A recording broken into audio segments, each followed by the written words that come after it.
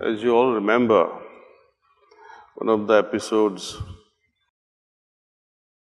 where Babuji Maharaj discovers the first samskar. He says, if you remove the first samskar that we all share in common, the base on which rest of the samskars are just lingering will collapse. So, what is that first samskar? How does it get removed from our system? Well, of course, every samskar gets removed through cleaning. And that is why, over a period of time, as you develop more and more faith and we practice with dedication, a sort of courage develops and fear seems to die away.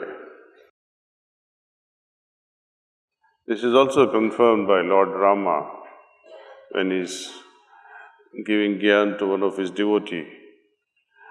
When he was asked, what is the greatest boon? He said, it is being fearless, being abhay. In Sahaj Marg, in our day-to-day life, despite of this daily cleaning by individuals, by having individual sittings through preceptors, attending group satsangs, it serves a great purpose of removing samskars which gets accumulated at different layers of our consciousness. Daily samskars, daily impressions are easy to remove through our evening cleaning process. A bit deeper layer of samskar can be removed through the help of our preceptors. Even deeper levels of samskars, our masters are able to help. These are the samskars which haunt us life after life. But what do we understand of samskar?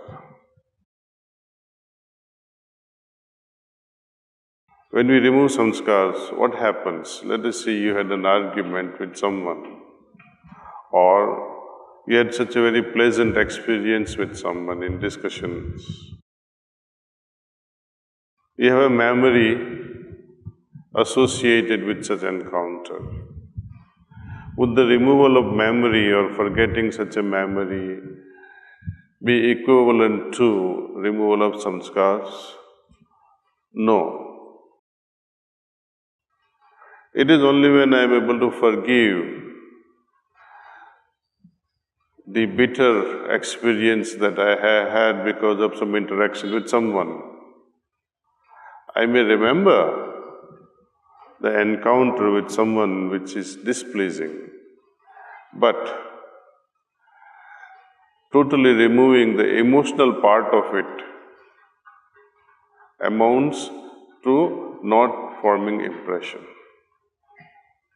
It is the emotional burden that is associated with our memory that creates some samskar.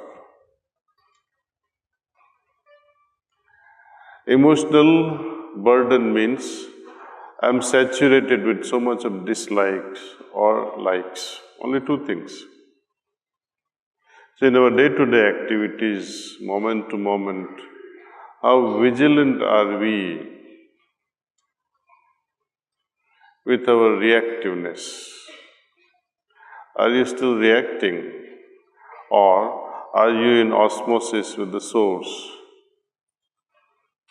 We have so many ways of reducing this burden, diffusing how we avoid forming samskaras. One of them is constant remembrance. When we are in absolute state of constant remembrance, when we are in osmosis, our with our Maker, with our Master's remembrance, with deep love in the heart. When we are performing our acts with utmost devotion, then we do not form samskars.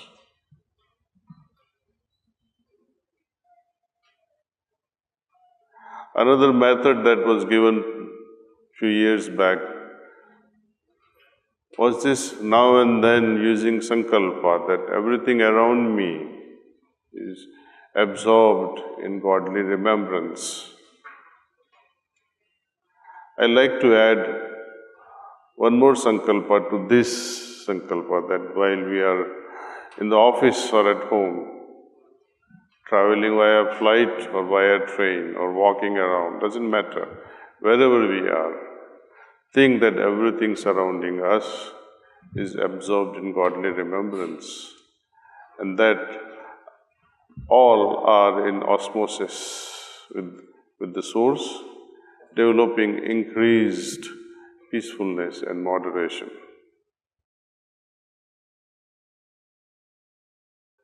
While remaining in osmosis with our Source, have this sankalpa that things around me are becoming more peaceful, everything are developing moderation.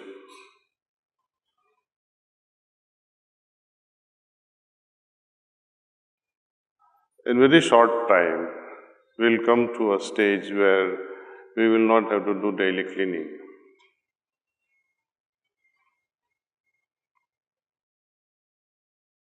Cleaning means you continue to collect dust in your consciousness.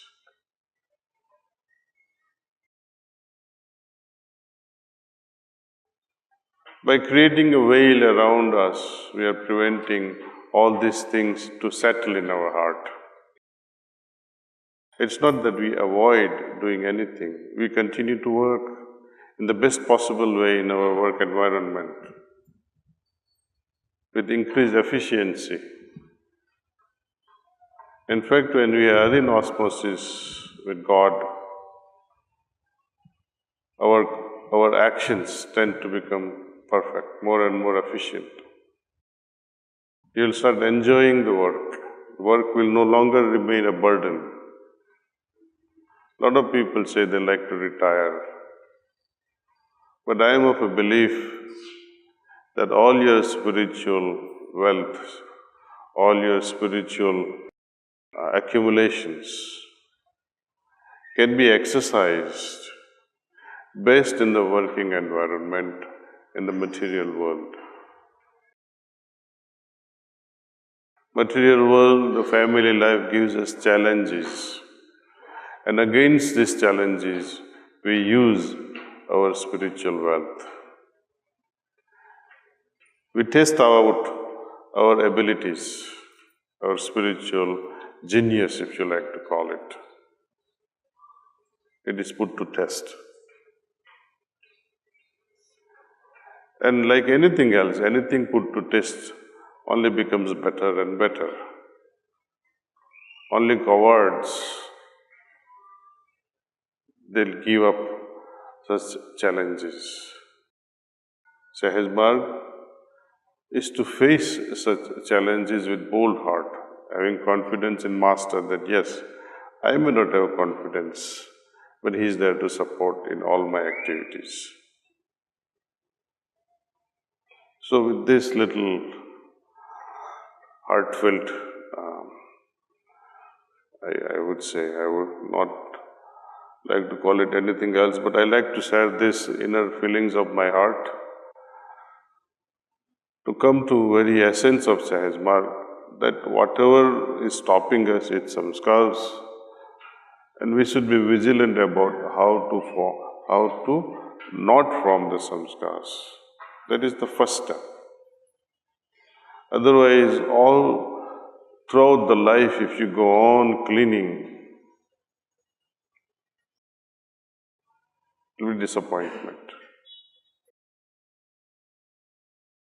Babuji wrote one letter to one Abhyasi who was boasting some things, I don't know what. He was praising himself, साहब मैं तो बहुत दिल से साधना कर रहा हूँ 15 साल से 20 साल से. I'm practicing with a lot of dedications for last 15-20 years. I'm very regular in my practice, etc., etc. But Babuji had his own wisdom. He says, I'm sorry to say that you are still practicing. By now, you should have come to the source.